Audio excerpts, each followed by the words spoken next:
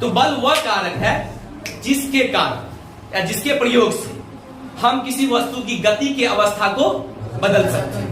अर्थात कोई समान गति उसकी गति को बढ़ा सकती है, कोई गति में उसकी गति को कम कर सकती है, कोई वस्तु गति में उसकी गति को रोक सकती है, कोई वस्तु विश्राम अवस्था में उसकी गति उसको गति दे सकते हैं।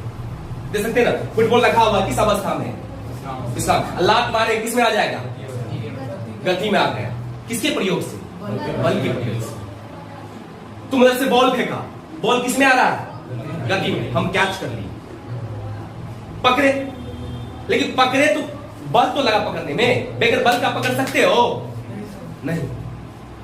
तो बल वह कारक है जिसकी सहायता से जिसके प्रयोग से हम किसी गतिमान वस्तु की अवस्था को बदल सकते हैं या कोई विश्राम वस्तु को गति में ला सकते हैं। कोई डाउट? कितना बोलेंगे? बोलते रहेंगे बल के ऊपर, तो हमको लगता है कि 1 महीना बोलेंगे। बेहतर है कितना ही समझ लो। किसी गतिमान वस्तु को विराम अवस्था में लाने के लिए बल का प्रयोग करना पड़ेगा। कोई वस्तु विराम अवस्था में उसको गति में लाने के लिए बल का प्रयोग करना पड़ेगा। कोई वस्तु किसी एक समान चाल जा रहा है, कोई वस्तु एक समान चाल से चल रहा है, समान वेग चल रहा है, उसकी वेग कम करने के लिए या उसकी चाल कम करने के लिए हमको बल का प्रयोग करना पड़ेगा।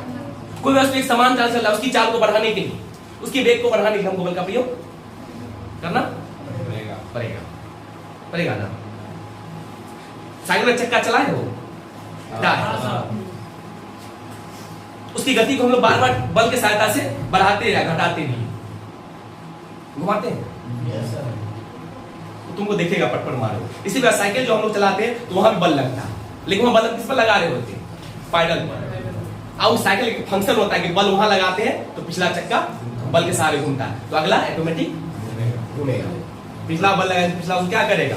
धकेलेगा। सेम ऐसे इधर मान लो जफर आया, ये जफर है, ये कौन है? जफर है। जफर दोनों हाथ से रेहान को पकड़ लिया, आइए दोनों हाथ से हम जफर को धकेले, पकड़ के रेहान पर बल लगेगा। मेरे द्वारा बल लगा जफर पर और जफर द्वारा बल लगा रेहान पर, तो रेहान भी गति में, जफर भी गति में, लेकिन दो गति में ला कौन रहा है? हम ला रहे हैं।